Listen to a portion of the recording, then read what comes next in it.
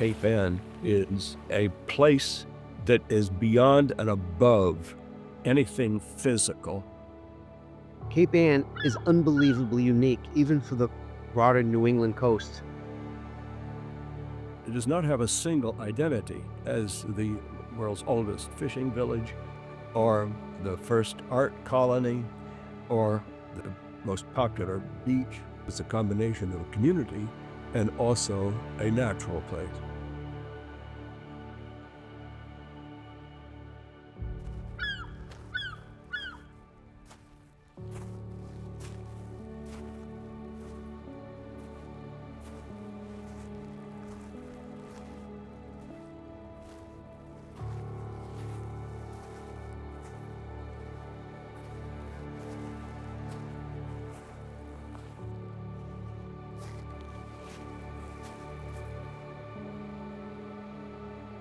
The Cape Ann coastline has created a way of life where the community lives in constant conversation with the land and sea.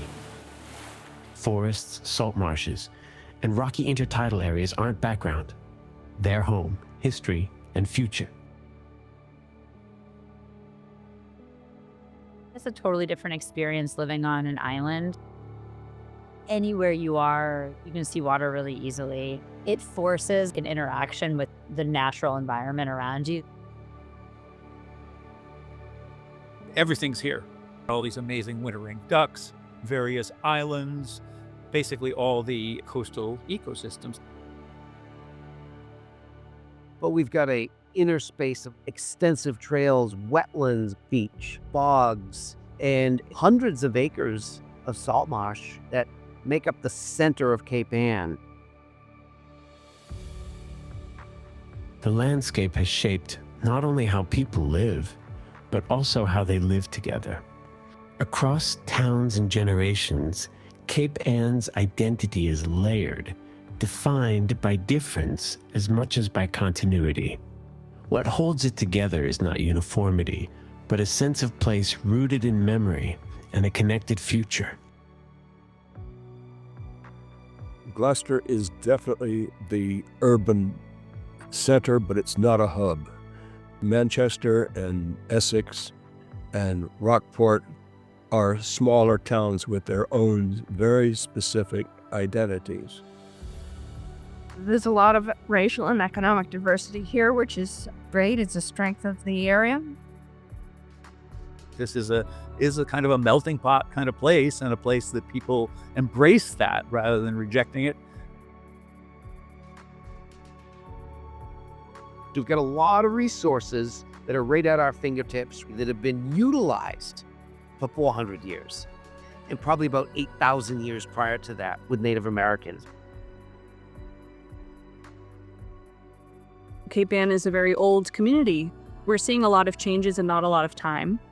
So what can we do, small or big, that can help preserve that and protect the future? Living on Cape Ann means living with water in its calm, its beauty, and its force.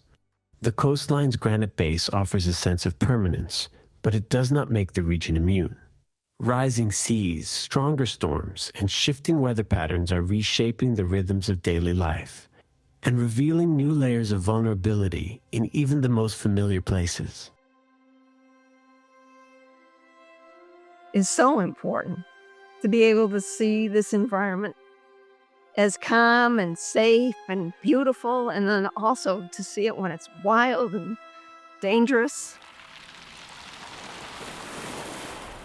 The community at large is very sensitive to the environment, recognizing profoundly the power of the sea, certainly with storms. We know that Massachusetts coastline is highly vulnerable, especially in light of sea level rise, even though it's the rock formation from 400 million years ago. Cape Ann is sitting on a rock base. It's all granite. At this point, especially in a coastal community, you can't ignore climate changes. You get storms on top of a rising mean sea level, and those waves will have much more impact. Even with these increasing vulnerabilities, Cape Anne's future isn't about loss. It's about decisions, about how people choose to live with change. Individuals in the community have started to work together, not only to preserve it as a place of beauty, but to preserve it as a community of people.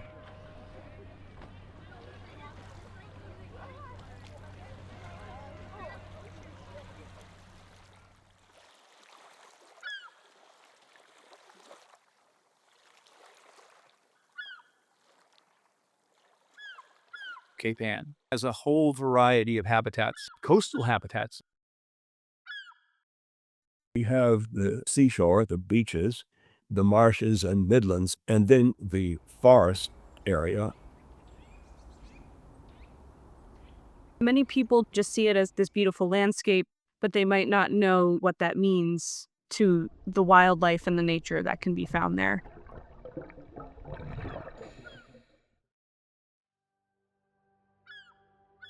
Cape Anne's landscapes are distinct yet interdependent.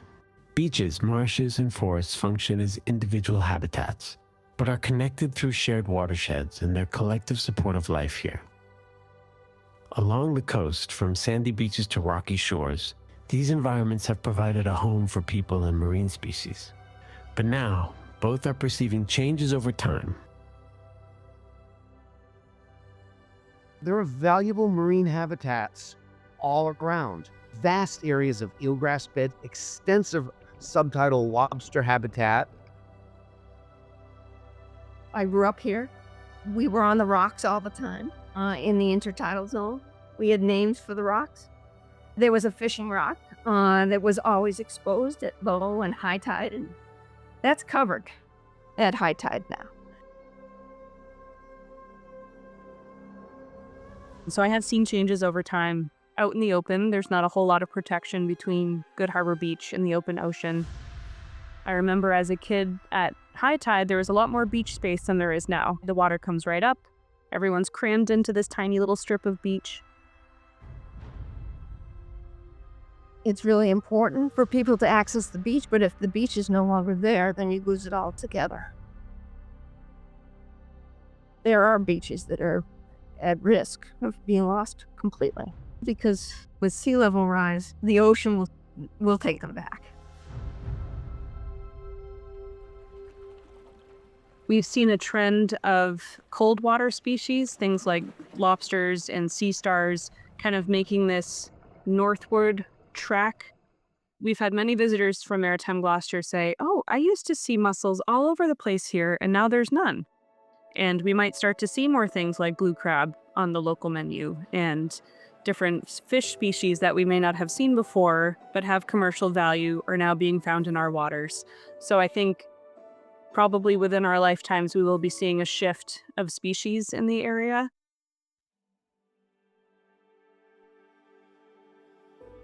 The marine environment doesn't stand alone.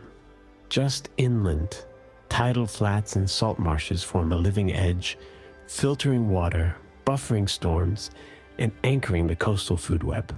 These soft, shifting places support the same fisheries and shorelines that people depend on.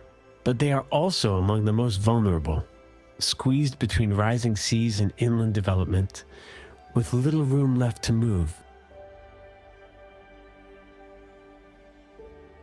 The intertidal marshes and mudflats all throughout the Innisquam River and over to the Great Marsh area are important.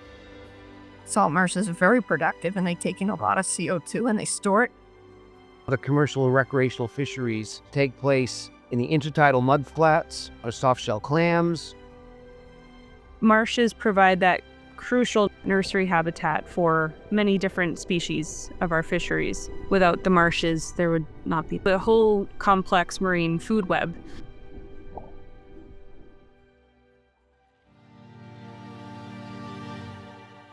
There's a lot of invasive species associated with salt marsh.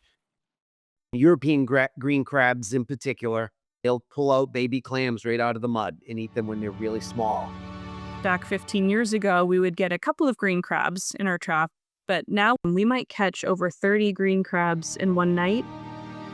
Another classic example, coastal salt marshes are getting completely smothered with Phragmites. Phragmites invades and eradicates cattail marsh, and we lose species. These rims of nature need to move, and there is really not a lot of ways for them to move other than to reclaim the areas that were once natural. In many cases, we've already drawn the line in the sand and said no more migration, just by the default of development. So when you put a hardened seawall, hardened infrastructure there, you stop the ability to migrate. We need to look for opportunities so that that marsh can migrate, or a habitat can go uphill.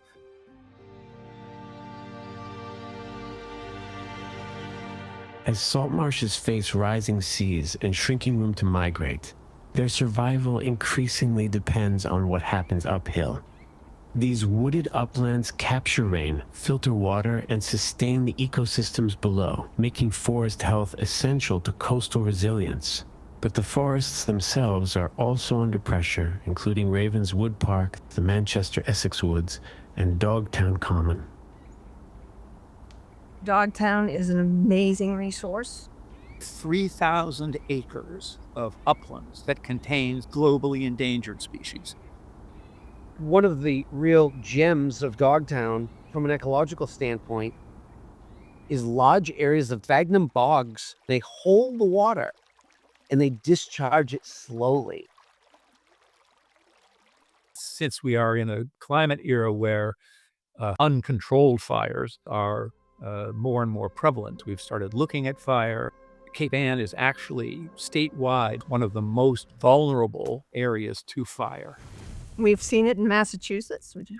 Who would have thought, right? The fire hazard is increasing with increasing temperatures and increasing drought. We are starting to see more wildfires. It can really severely affect the communities and the ecosystems that they go through. So we need to think about managing our forests correctly.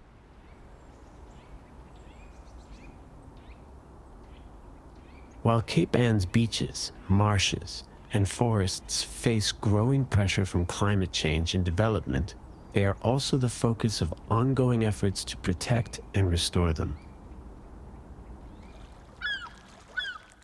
No matter where you are in Cape Ann, you're going to see ocean or open space. We're blessed with a lot of protected open space. It's a tremendous resource. Everybody, that's Audubon trustees, Greenbelt, everybody is protecting open space. There are a lot of places that have been protected, and then there's still a percentage out there that is not protected yet. There are places that have gotten developed that I wish hadn't been. We need to look for opportunities where we can protect habitats.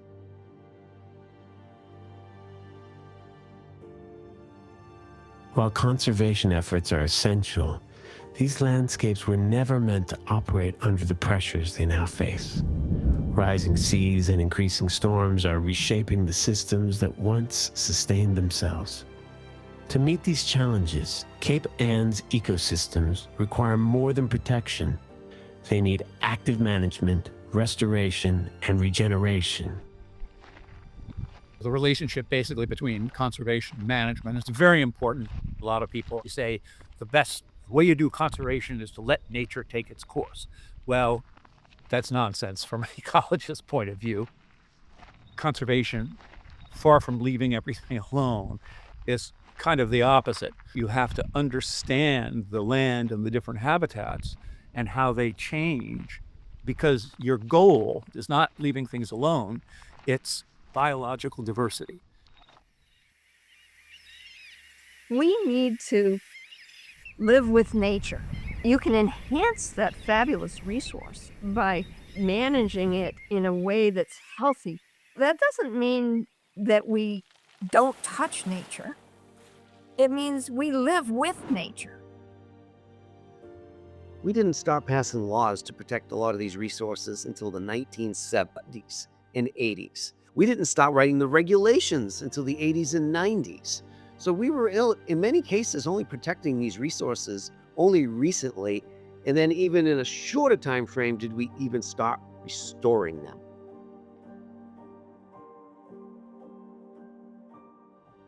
Moving from conservation to regeneration, there are several interventions that can build ecological resilience, actions that help mitigate both current pressures and future climate impacts. These efforts require collaboration, long-term vision, and a deep understanding of Cape Anne's natural systems. As we're getting sea level rise, we need to restore these ecosystems because they're the best way to store water. Any opportunity that we can find to enhance those wetland resource areas. Take areas that have been filled in the past and turn them back into wetlands. We can get better tidal flushing, get more coastal plants growing. We need to look for opportunities where we can protect that pathway so that coastal wetlands can migrate. A healthy forest is a managed forest. What we can do to minimize the effect of invasive species goes back to ecological management. With future storms and sea level rise, it's an opportunity to restore a natural beach. You make a boardwalk into a restored habitat at a location that we already know people love. What is the future of this natural resource? It's going to have to be preservation and conservation and adaptation. These habitats are important to us, and we want to restore them. On Cape Ann, everybody wants it to stay a resource, a shared resource, shared between people and the marine environment.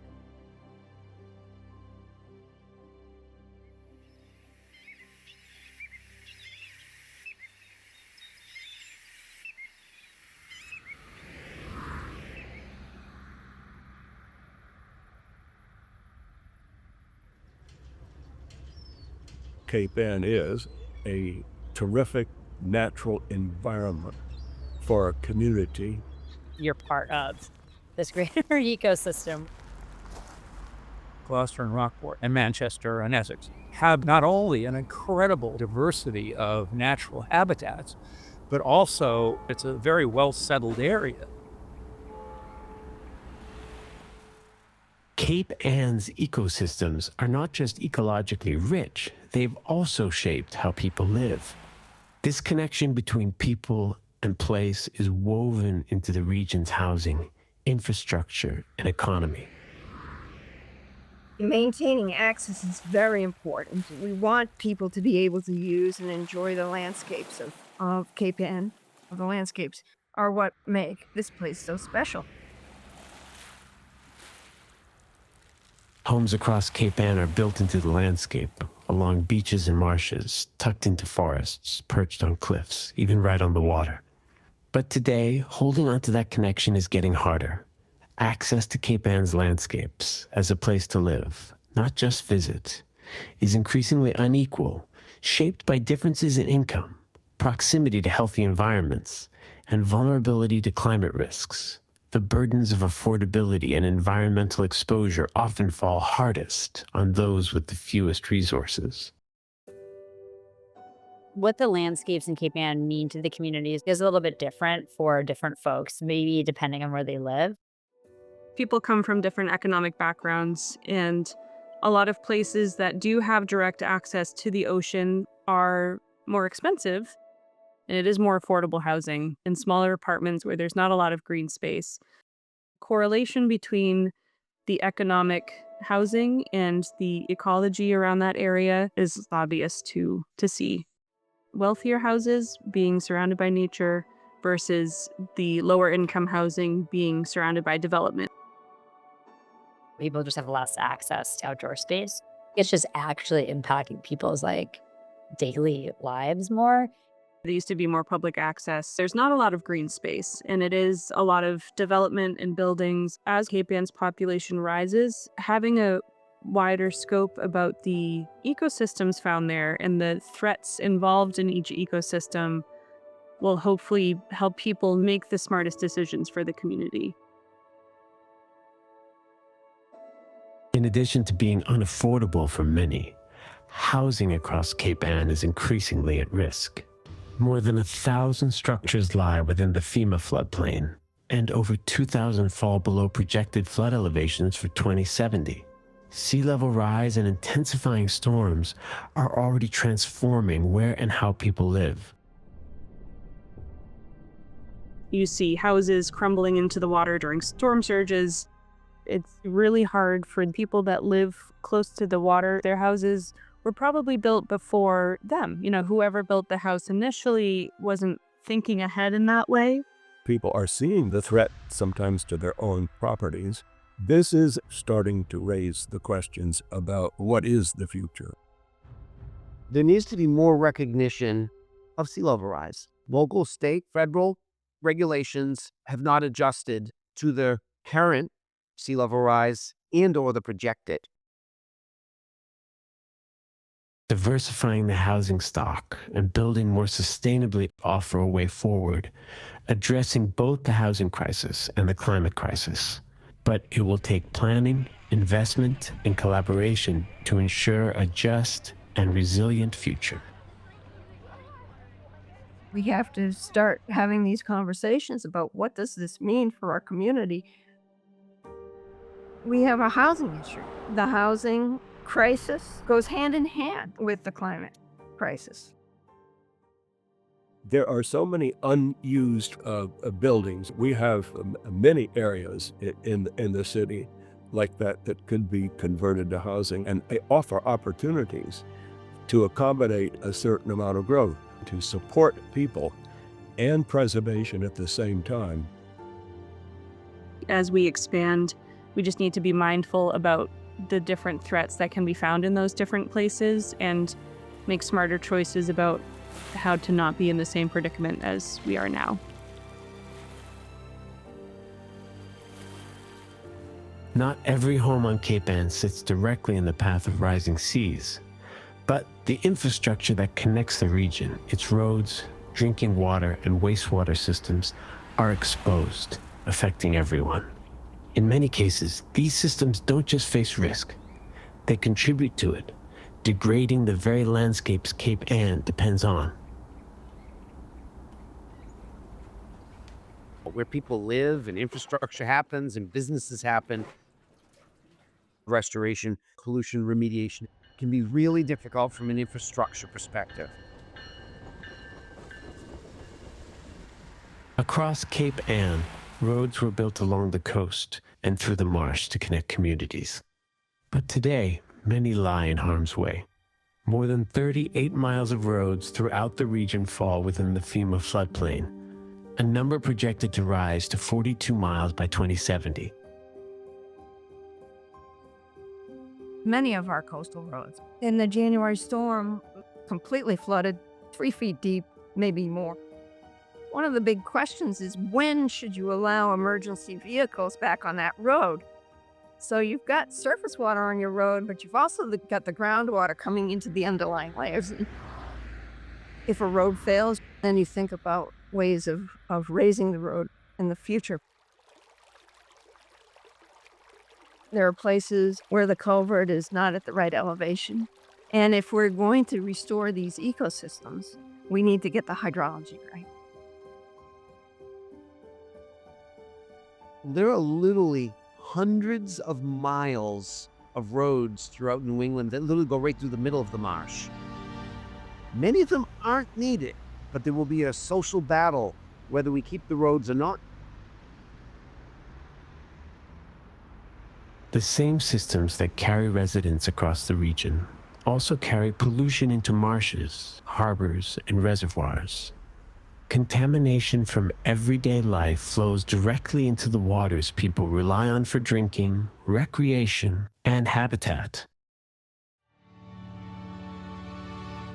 The number one pollution that worries me in the long term is ubiquitous non-point source pollution. When I drive my car And around Cape Ann, the rubber that slowly falls off my tires. Infinitely small pieces erode off in thousands and thousands of cars every day, and turns into thousands, if not tens of thousands of pounds of manufactured rubber that make it into our marine system and into the mouths of some of the creatures living there.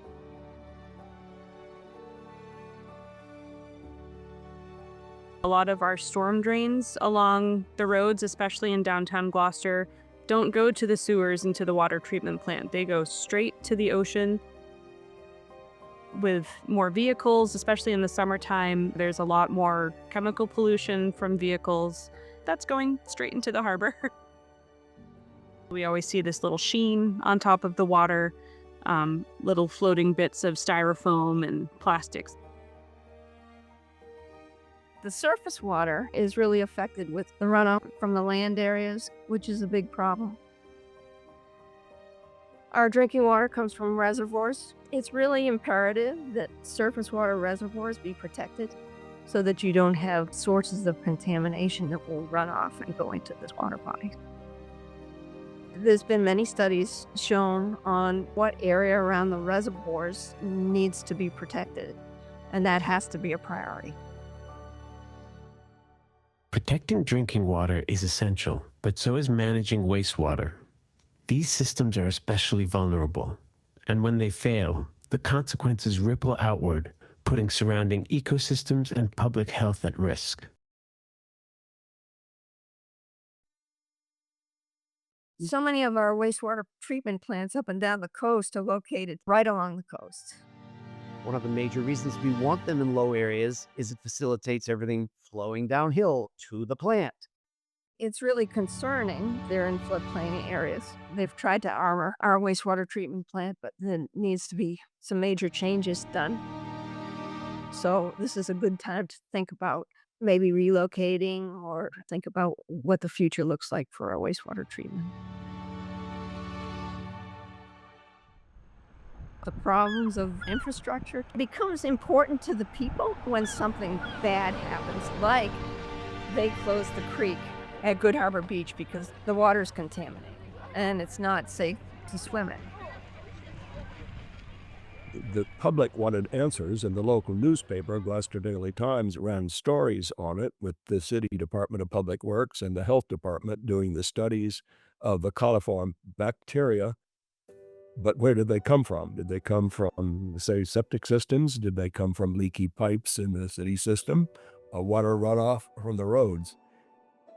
If all the beaches are closed from sewage leakage and all the bacteria counts, we need to fix it. With sea level rise and shifting storm patterns, the path forward demands investment in systems that are not just functional but resilient, systems that protect people and support ecological health. But building that future requires both foresight and financial commitment. You can build infrastructure properly. But you need to come up with a plan based on the changing conditions related to sea level rise. It costs money and you need to maintain it, but it can be done. It can be managed. Resilient infrastructure depends on a resilient economy. On Cape Ann, that means investing in the systems that support daily life and in the industries that depend on them. A strong, diverse economy is key to meeting today's challenges and preparing for what's ahead.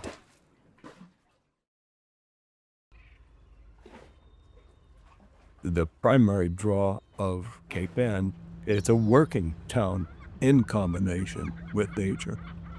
So there are a number of things that allow us to interconnect in what we care about socially and economically. Many residents depend on Cape Ann's landscapes to feed their families and sustain local traditions. From growing vegetables to harvesting seafood, these everyday practices root people to place. We have folks that garden really specifically because they wanted to be able to grow a food item that they don't have access to at the grocery store here.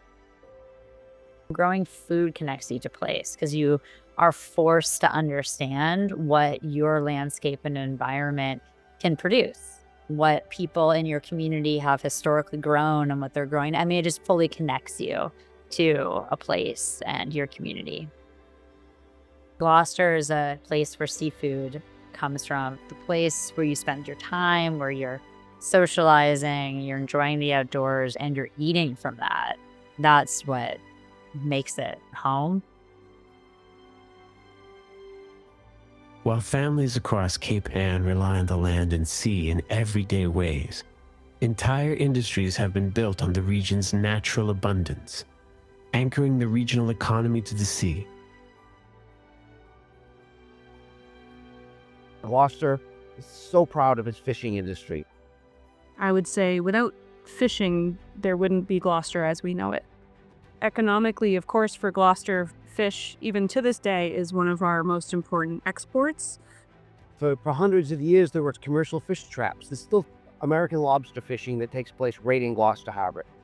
We have all these different processing plants, and a lot of families in Gloucester rely on the fishing to provide for their families. Cape Ann's working waterfront doesn't just support local livelihoods, it also shapes how people gather, celebrate, and connect to the coast. Cultural and recreational use of the area's harbors and beaches draws visitors from far and wide, contributing directly to the economy. There's a tremendous cultural use. We celebrate the harbor like the Gloucester Schooner Festival and the St. Peter's Fiesta. People find different ways to connect to the ocean through the harbor. Recreation between sailboats and motorboats, kayakers and canoers, an awful lot of use across the board in the inner and outer harbors. Good Harbor Beach became an icon of popular beaches in Massachusetts. People value the view of the beach or walking on the beach or kayak in the marsh, but then the city paved a part of the marshland for parking and collected, now it's $35 per car. The fact that Good Harbor Beach exists is an economic generator. It's beautiful. People like to go there. It is packed any sunny day for close to 5 months a year. Cape Ann's economy is in transition. While commercial fishing remains a cornerstone, tourism is becoming increasingly vital.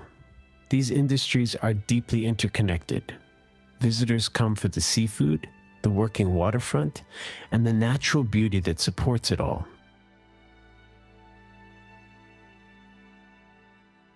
It's really important from an economic perspective to have people coming in, spending money in the local businesses, going to the restaurants or looking at the art. Again, that needs to be a managed process. So there is some growth, but it's still not a fully developed economy.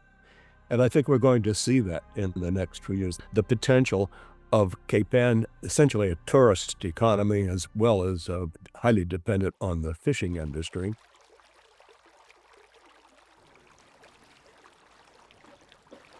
There's a large-scale interconnection that needs to be recognized.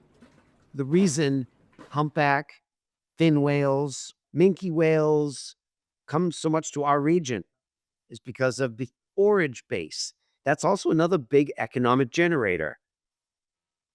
The number of people that travel to Cape Ann to do a whale watch is pretty significant. So anyone that owns a hotel should care about habitat just as much as a commercial fisherman, because the hotel person wants the people that want to go whale watching or go deep sea fishing. And the reason we have deep sea fishing or seafood in our restaurants or whale watches is because we have a forage base to support that whole ecological cycle.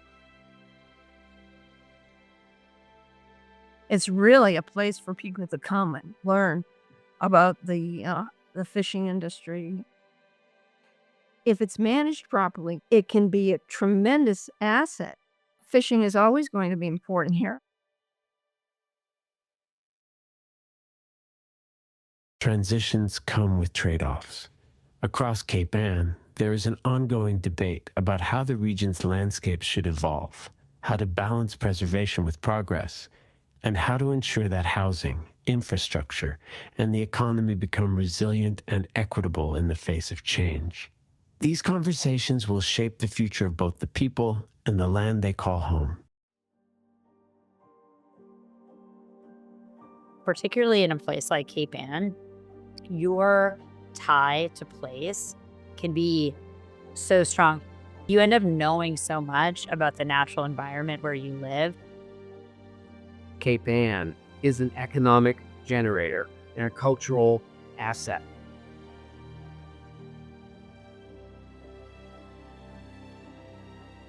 Now is the time for communities across Cape Ann to come together, not just to preserve what exists, but to shape what's next. To make decisions that strengthen ecosystems and economies, that protect homes and habitats, and that ensure this place remains not only livable, but beloved. The future of Cape Ann depends on collaboration across town lines, across sectors, and across generations, and it begins with the people who know this place best. One of the biggest things that's been happening overall is the social change. People are getting engaged more than ever. So the key is to further elevate the level of citizen participation. We all need to practice what we preach to protect our marine environment. The main driver for the important climate change work is local. We have plenty of information about the possibilities and the things that we can do, but it's going to take community organization. There are many citizens groups. They have done small grants, state and federal resource agency staff time and grants, implementing fish passage projects, invasive species eradication. Our planning processes, they're including infrastructure, everything, transportation, housing, jobs, land use, and it's got a lot of citizen input. So we're wrapping our heads around where our greatest impact is and how to expand that. It's really overwhelming to cover all of it as one organization. So if you're in a coalition, then you can have different specialists and professionals focusing on different fields, and then you all come together and share your knowledge to make the smartest decisions for the community. People more and more are understanding that a lot of things are going to affect all of these communities. How people can collaborate is really important. These issues that we're talking about don't fall within town boundaries. We need to get the communities talking to each other, talking about projects that they need to do, talking about various funding mechanisms, and then learning from each other. It makes sense. A lot of the policies that are necessary do cut across the cities and towns, and it becomes an opportunity for learning as well as for accomplishment. We just need to explore options that allow for accessibility, allow for the economic returns, and focus in the long-term protection of critical resources. And the real key to the future of protecting the resources of Cape Ann is finding opportunities for people to be involved so they have ownership. The best projects anywhere are when they're locally led and locally loved. What's important to you? What do you want to see restored?